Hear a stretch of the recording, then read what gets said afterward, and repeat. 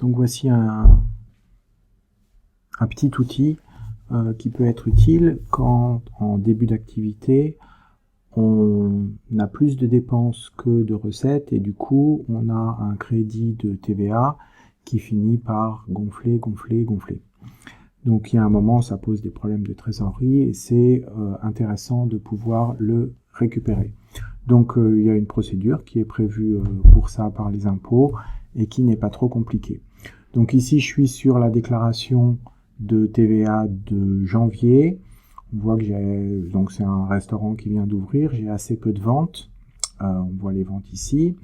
Elles sont ventilées par type de taux de TVA. J'ai sur le mois une TVA à 735, une TVA déductible, d'accord, alors que j'avais une TVA collectée à 366.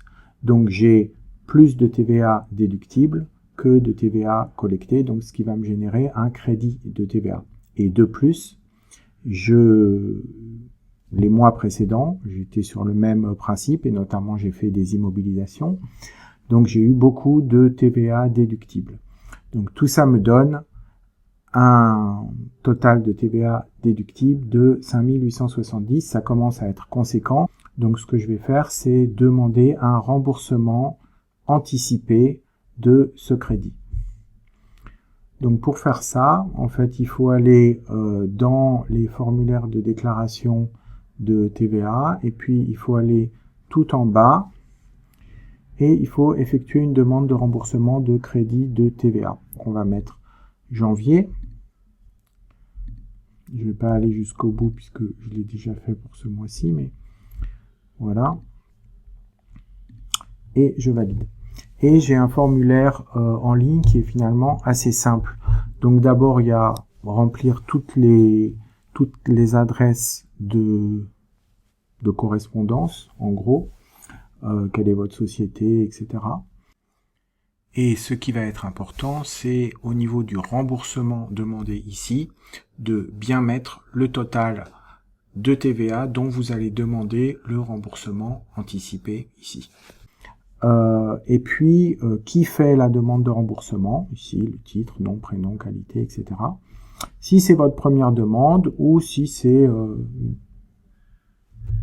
une demande postérieure, si vous avez déjà fait des demandes de remboursement anticipé.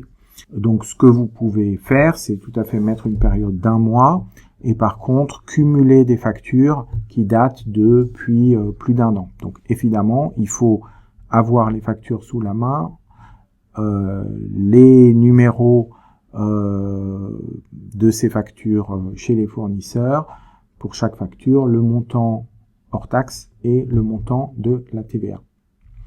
Donc c'est à peu près tout ce qu'il faut faire pour ce formulaire et ensuite vous pouvez continuer et valider. Puis revenir au formulaire de déclaration.